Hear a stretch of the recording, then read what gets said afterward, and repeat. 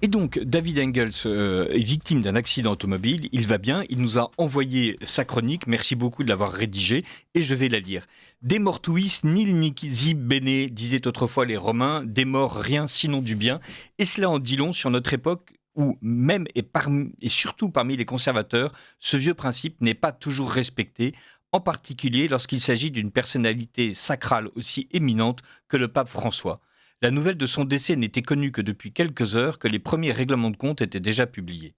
Et même si tout ce qui a été écrit depuis lors n'est pas forcément faux, il s'agit tout de même d'une entorse au bon goût qui, en fin de compte, est d'autant plus grave qu'elle peut prétendre à une certaine justification. Dans la suite, nous souhaitons donc prendre un peu de recul face aux événements actuels pour jeter un regard plutôt généraliste sur l'Église universelle, avant d'aborder Sine ira et studio, les possibilités finalement assez limitées dont dispose un pontife aujourd'hui pour influencer le cours des événements. En ce qui concerne la situation de l'Église universelle, on se rend à peine compte, surtout en Europe, à quel point la situation mondiale est complexe, différenciée et finalement mitigée.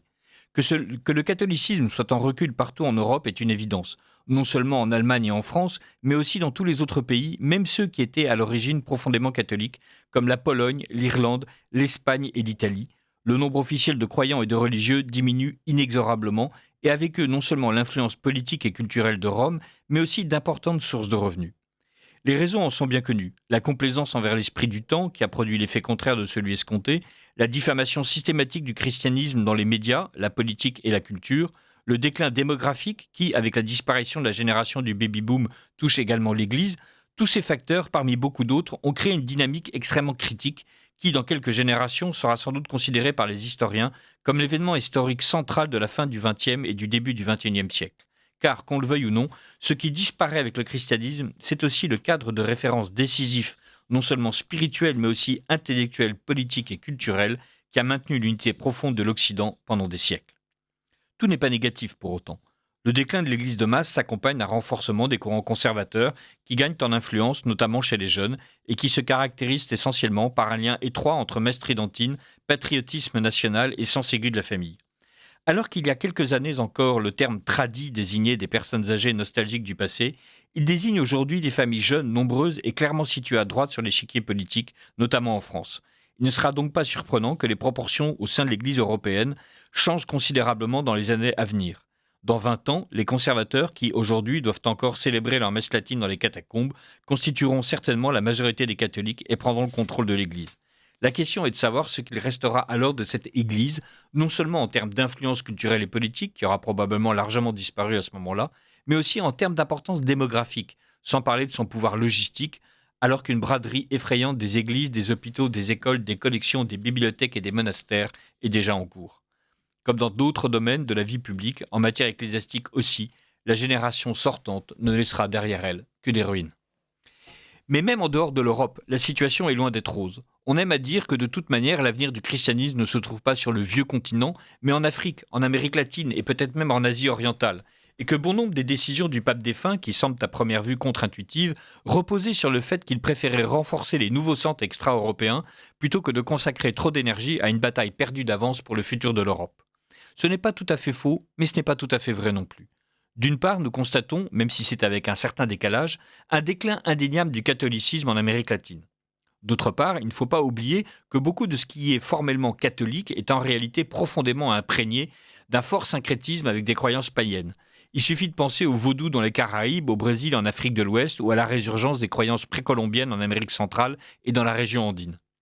Le christianisme catholique est certes, tout comme l'islam ou le bouddhisme, une religion universelle, mais il est néanmoins profondément marqué par les formes culturelles de la civilisation européenne, sans lesquelles il pourrait évoluer dans une direction complètement différente, tout comme le bouddhisme chinois a pris une direction qui n'a plus grand-chose à voir avec ses racines indiennes. Si l'influence européenne sur le catholicisme venait à disparaître, celui-ci se fragmenterait non seulement en zones culturellement totalement disparates, mais aussi le rôle de Rome se limiterait à celui d'un simple symbole.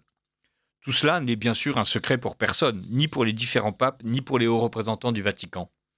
Outre le fait que presque tous les dignitaires soient d'une manière ou d'une autre co-responsables du Concile Vatican II, ou les soutenus et puissent difficilement revenir au traditionnalisme sans perdre leur identité et bien sûr leur réseau d'influence, l'Église se trouve dans un véritable dilemme aujourd'hui.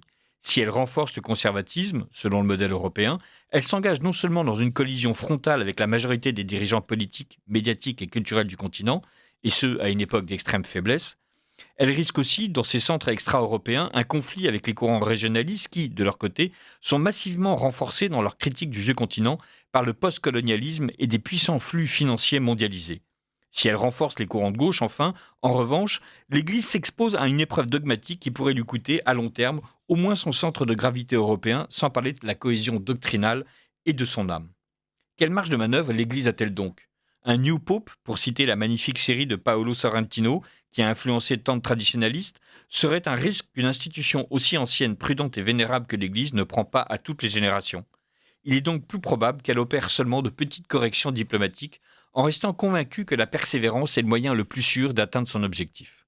C'est sans doute ce qu'a dû ressentir François, qui n'a pas voulu imposer ses tentatives de réforme, plutôt orientées à gauche de l'intérieur, donc depuis l'appareil ecclésiastique lui-même, mais plutôt de l'extérieur, instrumentalisant la pression des médias et de l'opinion publique. Une tactique que beaucoup lui ont reprochée comme étant une stratégie machiavélique, bien qu'elle ait été en même temps un certain aveu de faiblesse. Mais ainsi, il a surtout semé le chaos et la discorde au sein de l'institution, tandis que la sympathie que François a suscitée dans les médias de masse et chez les chrétiens culturels post-religieux, qui ne fréquentent l'église qu'à Noël ou pour les funérailles, avec ses déclarations sur le climat, la migration, le Covid ou le populisme, est sans doute moins importante pour l'avenir concret de l'église qu'il ne l'avait espéré. Les médias sont de toute manière fondamentalement anti-chrétiens et les chrétiens culturels sont totalement inaptes à entreprendre un véritable dialogue avec Dieu. On considérera donc surtout le pontificat passé comme l'expression d'un conflit interne à l'Église dans lequel le pape a tenté, en luttant contre les conservateurs jugés trop eurocentriques et rebelles, et en se rapprochant si médiatiquement d'un zeitgeist et d'un appareil politique largement à gauche, le pape a tenté donc non seulement de renforcer la fonction pontificale, mais aussi d'uniformiser idéologiquement le centre et la périphérie du monde catholique, au détriment d'une cohérence dogmatique millénaire. Quelle sera la suite? D'après ce que l'on entend depuis Rome, à droite comme à gauche, le collège cardinaliste semble s'accorder sur un point en particulier.